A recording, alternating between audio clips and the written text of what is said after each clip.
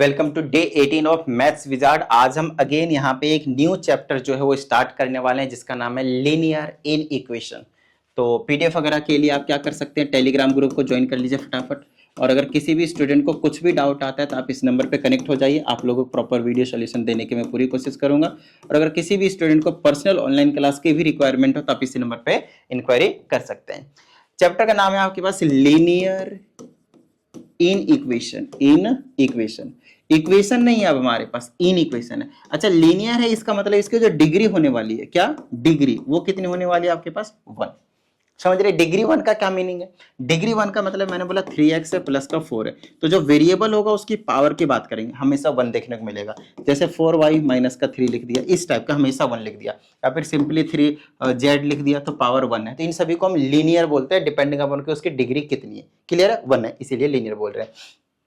Equation क्या होता था? इक्वेशन में हम इक्वल टू इन्वॉल्व करते थे। इक्वेशन में क्या करते हैं हम? इक्वल टू इन्वॉल्व करते थे। जैसे कि मैंने बोला 7x plus 3 is equal to 9, तो आपने बोला दिस इज योर इक्वेशन। क्या है ये? इक्वेशन है।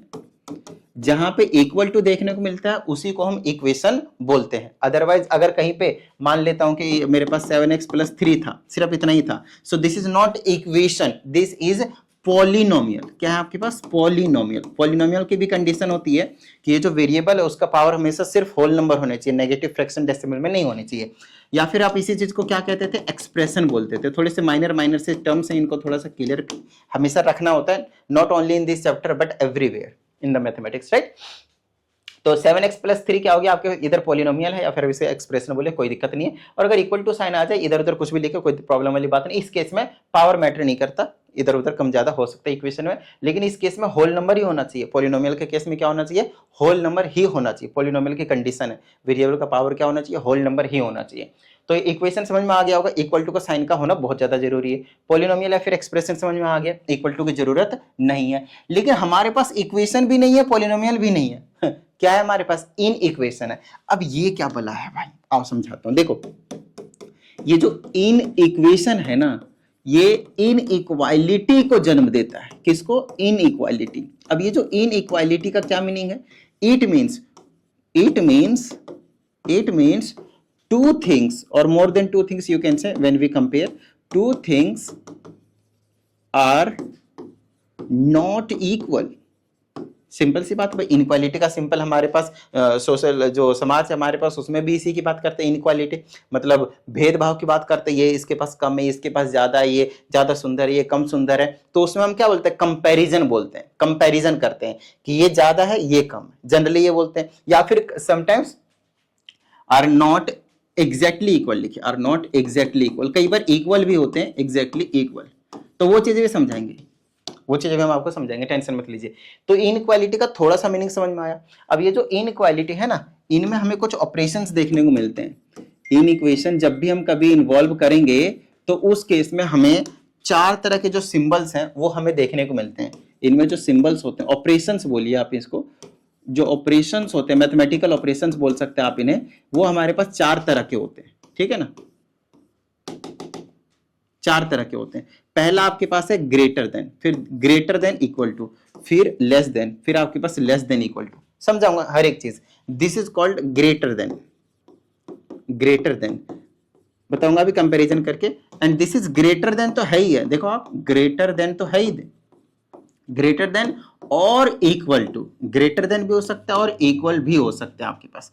ठीक है ना? और ये आपके पास है लेस देन, और ये आपके पास क्या है? लेस देन और इक्वल टू। लेस, ये वाली क्या आपके पास? लेस देन और इक्वल टू, लेस देन और इक्वल। तो इन चारों सिंबल का मैंने अभी सिर्फ और सिर्फ आपको नाम बताया है। अब इसका थोड़ा सा हम आपको काम भी बताते हैं। जैसे कि मैंने बोला मेरे पास है 7 और मेरे पास है 4। तो छोटी क्लासों में यहाँ पे हमें एक बॉक्स मिलता था, बोलता था बेटा बताओ ये ग्रेटर देन और इक्वल टू का साइन लगाओ यहाँ जल्दी से। अब बोलते थे बेटा इधर मुंह खोल देंगे ऐसे। तो मैं आप लोगों को बता रहा था कि ये जो चीज है यहाँ पे, ये जो 7 है वो आपके पास ग्रेटर होता है किससे? आपके पास 4 से। तो हम इस तरह से इसका जो मुंह है वो इस साइड खोल देते हैं जिधर आपके पास ग्रेटर होता है। ठीक है, इतनी बात समझ में आई।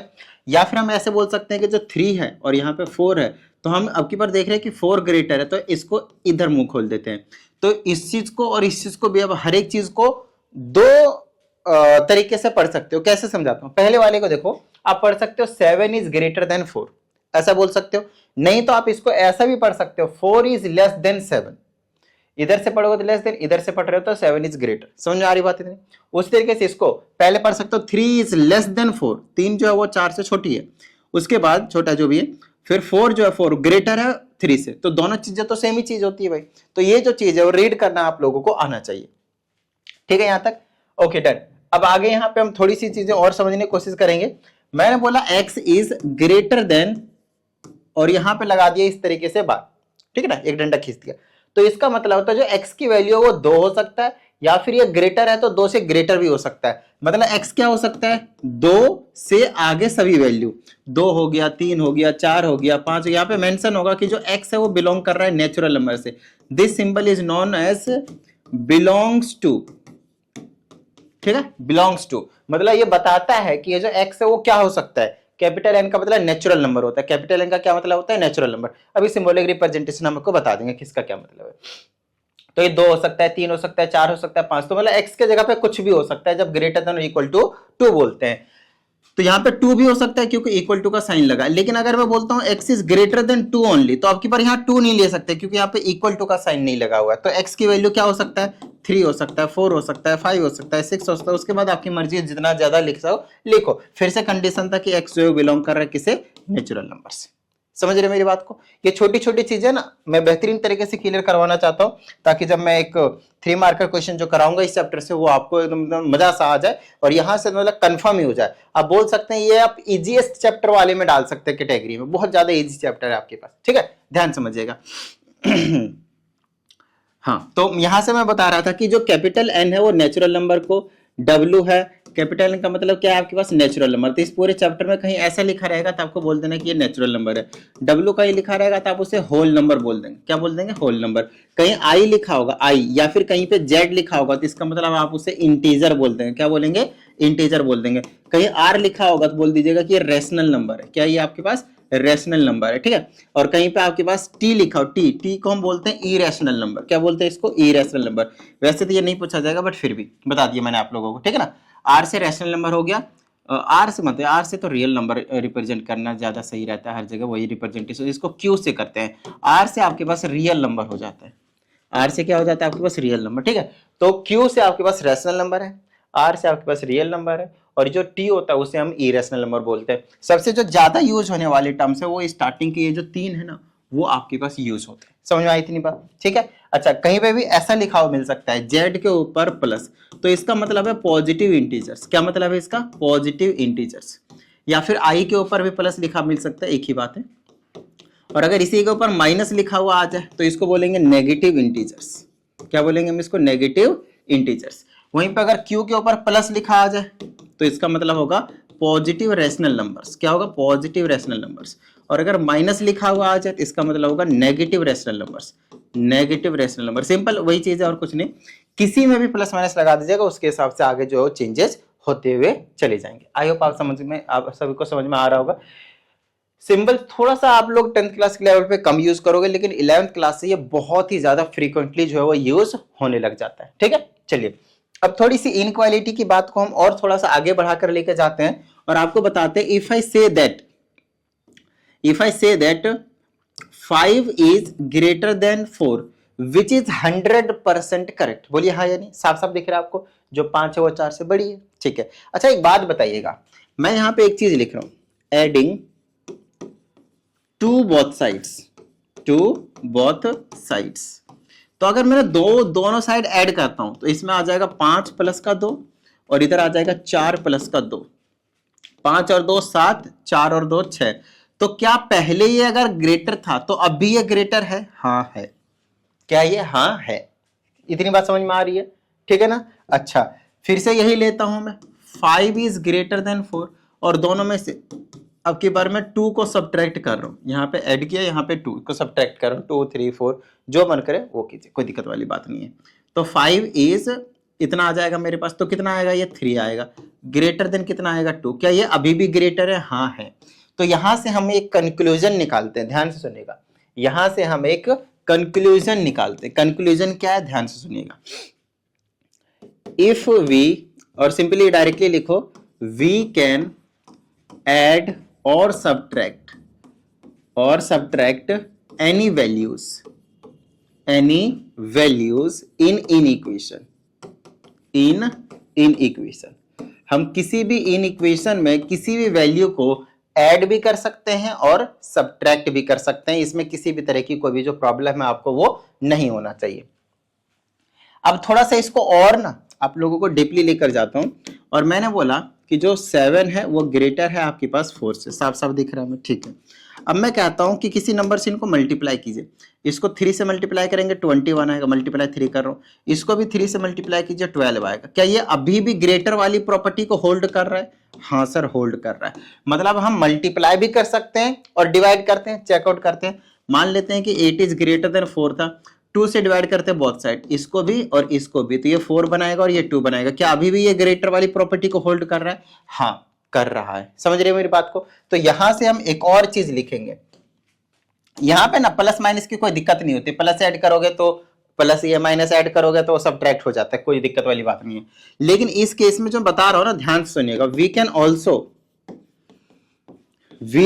ऑल्सो मल्टीप्लाई और divide in equation by only positive numbers. ध्यान रहे, बाय ओनली पॉजिटिव नंबर्स, इस चीज का थोड़ा सा ध्यान रहे। मैंने अभी यहाँ पे क्या नेगेटिव नंबर से मल्टीप्लाई किया? नहीं। देखो, एडिशन सब्ट्रैक्शन के केस में प्लस वाले को ऐड करो, माइनस वाले को ऐड करो तो कुछ फर्क नहीं पड़ता, क्योंकि प्लस वाला माइनस बन जाता है, माइनस वाला प्लस बन जाता है, उससे कोई टेंशन वाली बात नहीं है। लेकिन मैं जो कहना चाह रहा हूँ वो ये एक चीज समझे कि हम मल्टीप्लाई और डिवाइड भी कर सकते हैं, क्या? पॉजिटिव नंबर को। इस बात का प्रॉपर ध्यान रखना, पॉजिटिव नंबर से, सेम नंबर से, ठीक है ना। लेकिन नेगेटिव नंबर में क्या फंडा आता है, ये चीज का थोड़ा सा आप लोगों को ध्यान देना है। मैंने बोला 3 इज ग्रेटर देन 2, इसमें आपको कोई भी डाउट नहीं होनी चाहिए, है भी सही बात है, ठीक है। अच्छा, अगर मैं किसी दोनों को नंबर को -2 से मल्टीप्लाई करता हूं, इसको मैंने मल्टीप्लाई किया -2 से और इसको भी मैंने मल्टीप्लाई किया -2 से, तो ये बन जाएगा मेरे पास -6 और ये बन जाएगा मेरे पास -4। अच्छे से थोड़ा ध्यान से देखेगा, ठीक है। अब बताइएगा, क्या ये अभी ये इस वाली कंडीशन को ट्रू होल्ड कर रहा है कि अभी क्या ये -6 ग्रेटर है? नहीं, अब ग्रेटर कौन है? -4 है। बोलिए हाँ, ये नेगेटिव नंबर में उल्टा होता है, पता है ना। तो अब ये इधर होगा, तो ये क्या हो गया आपके पास? रिवर्स हो गया। क्या हो गया आपके पास? रिवर्स हो गया। क्या इतनी बात समझ में आई? इनक्वालिटी का साइन क्या हो गया? रिवर्स हो गया। इसी चीज को ऐसे कर देते, 3 इज ग्रेटर देन 2 था, -1 से डिवाइड कर देता हूं बोथ साइड, तो ये -3 हो जाएगा और ये -2 हो जाएगा। क्या ये अब भी ये इस कंडीशन को ट्रू होल्ड कर रहा है? देखना जरा। नहीं, अब ये जो -2 है वो ग्रेटर हो गया। अच्छा, -2 अगर ग्रेटर हो गया तो ये साइन फिर से क्या हो गया आपके पास? रिवर्स हो गया। क्या हो गया आपके पास? ये रिवर्स हो गया। क्या इतनी बात समझ में आई? तो यहां पे हम मोस्ट इंपॉर्टेंट जो पॉइंट है वो आप लोगों को बताने जा रहा हूं, तो ध्यान से देखिएगा। इस पूरे इनक्वालिटी चैप्टर में 10th क्लास के लेवल पे यही एक पॉइंट है, मोस्ट इंपॉर्टेंट पॉइंट। और वो मोस्ट इंपॉर्टेंट पॉइंट क्या है? इफ वी मल्टीप्लाई और डिवाइड, अब दोनों के केस में कह रहे हो मल्टीप्लाई करते हैं या फिर डिवाइड करते हैं any in equation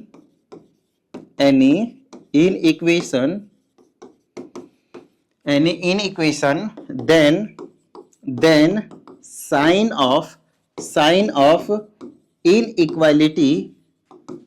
inequality gets reversed। बताओ भाई, हाँ या नहीं?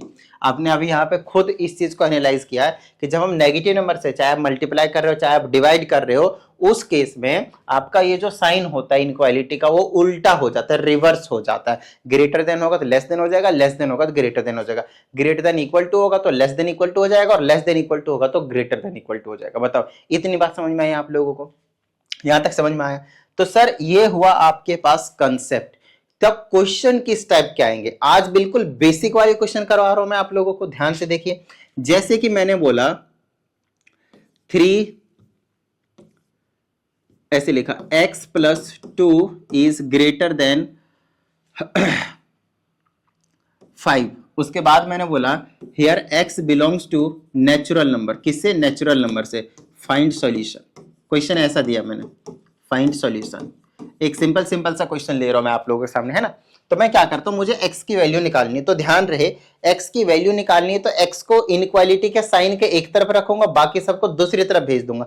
तो यहाँ पे एक्चुअली ऐसा नहीं होता कि +2 को उधर भेज दिया -2 हो गया, लेकिन करते हैं एक ही बात होती है, लेकिन थोड़ा सा माइनर से जो एक्चुअली लॉजिक होता है वो ये होता है कि हम दोनों तरफ 2 को सब्ट्रैक्ट कर रहे हैं। क्या कर रहे हैं? सब्ट्रैक्ट कर रहे हैं, सब्ट्रैक्ट टू बोथ साइड्स। तो इससे क्या होता है, लेफ्ट हैंड साइड पे जो x+2 था, जो x+2 था उसमें -2 किया और 5 में भी आपके पास -2 किया, और ये साइन में कोई दिक्कत नहीं, प्लस माइनस पता है कर ही सकते हैं। तो ये इससे ये कट जाएगा तो x बचा और ग्रेटर देन क्या हो जाएगा, यहाँ पे 3 आएगा, तो x की वैल्यू आ गई greater than 3।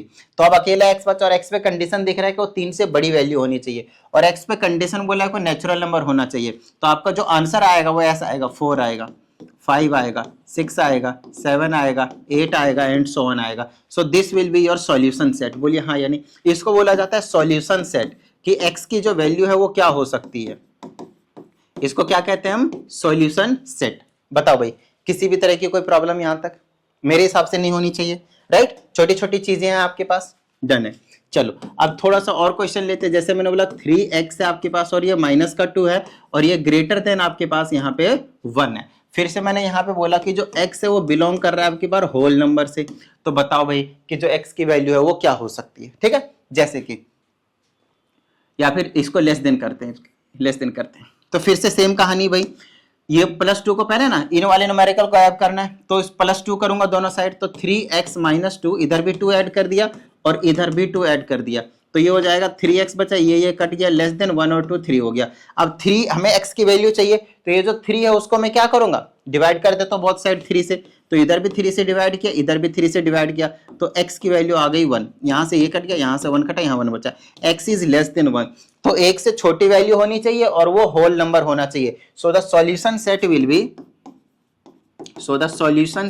B, solution set को ऐसे बनाया जाता है, सॉल्यूशन सेट विल बी क्या हो सकता है बताना जरा। होल नंबर क्या होते हैं, 0 है, फिर 1 है, फिर 2 है, ऐसे करते चलता रहता है, 0 से शुरू होता है। तो जो मिनिमम वैल्यू 1 से लेस होनी चाहिए, तो वो क्या आपके पास एक अकेला 0 है। सो 0 विल बी द आंसर। समझ में आ रही होगी मेरे हिसाब से।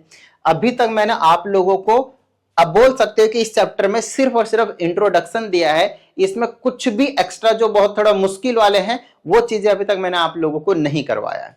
और कुछ ग्राफिकल चीजें होती है वो चीज को थोड़ा सा समझने की कोशिश कीजिए। ग्राफिकल रिप्रेजेंटेशन भी आपसे ना बोला जाता है कि ये सॉल्यूशन सेट निकालो और इसको ग्राफिकली रिप्रेजेंट करो, नंबर लाइन पे, ग्राफिकली क्या, नंबर लाइन पे रिप्रेजेंट करने के लिए बोला जाता है, नंबर लाइन पे। अब नंबर लाइन पे कैसे रिप्रेजेंट करेंगे, देखो ऐसे बनाओगे, फिर यहाँ पे कहीं पे 0 लिखोगे, फिर यहाँ पे 1 लिखोगे, फिर 2 लिखोगे, फिर 3 लिखोगे, ऐसे करके आगे चलते रहेंगे, ठीक है। फिर यहाँ पे 4 लिखेंगे, फिर यहाँ 5 लिखेंगे, फिर 6 लिखेंगे, फिर 7 लिखेंगे और सो ऑन चलता जा रहा है। अब ध्यान से देखिए हमारे पास वैल्यू क्या है, 4 और 4 से ग्रेटर, तो यहाँ पे लिखेंगे 4 और इसको कर देंगे डार्क। क्यों? क्योंकि हमारे पास 4 लिया जा रहा है और 4 से आगे सारे लिए जा रहे हैं। ध्यान से देखो, तो 5 है, 6 है, 7 है, क्या 4 और 5 के बीच वाले डेसिमल वाले वैल्यूज लिए जा रहे हैं? नहीं लिए जा रहे हैं। तो इस बात का प्रॉपर ध्यान रखना है कि अगर डेसिमल वैल्यू नहीं लिया जा रहा है तो इधर इस तरीके से डार्क करने की कोई जरूरत नहीं है। इसको डार्क किया, फिर इसको डार्क किया, अकेला अकेला 5 है, फिर इसको डार्क किया, फिर अकेला अकेला 5 है, फिर इसको डार्क किया, फिर अकेला अकेला 5 है, क्योंकि इस केस में नेचुरल नंबर था। जब रियल नंबर होता है ना तब पूरा डार्क करते हुए जाते हैं, और डॉट डॉट डॉट लगा दोगे तो पैटर्न ही पता चल जाएगा कि हाँ भाई क्या चाह रहा है। तो इस तरह से नेचुरल नंबर वाले नंबर को हम क्या करते हैं, रिप्रेजेंट करते हैं। टेंशन लेने की कोई जरूरत नहीं है, आप ऐसा समझ लीजिए अभी तक तो मैंने आप लोगों को कुछ करवाया ही नहीं इस चैप्टर में, सिर्फ और सिर्फ इंट्रोडक्शन दिया है। इसके अलावा जितनी भी चीजें आपको अगली वाली वीडियो में आपको सभी चीजें जो है बता दी जाएंगी, ठीक है। अगर किसी भी स्टूडेंट को कुछ डाउट आता है तो आप इस नंबर पे कनेक्ट हो जाइए, इस नंबर पे कनेक्ट हो जाइए। आप लोगों को प्रॉपर वीडियो सॉल्यूशन बनाकर पूरी कोशिश करूंगा देने की आपके डाउट वाले कॉन्सेप्ट की, ठीक है। चलिए, और टेलीग्राम जो चैनल है उसे आप ज्वाइन कर लीजिए, लिंक डिस्क्रिप्शन में है, ताकि आप लोगों को कोई प्रॉब्लम ना हो। किसी स्टूडेंट को पर्सनल ऑनलाइन क्लास की रिक्वायरमेंट है तो उसके जो इंक्वायरी है वो भी आप इस नंबर पे कर सकते हैं। चलिए मिलते हैं अगले सेशन में, प्रैक्टिस करते रहिएगा। जय हिंद।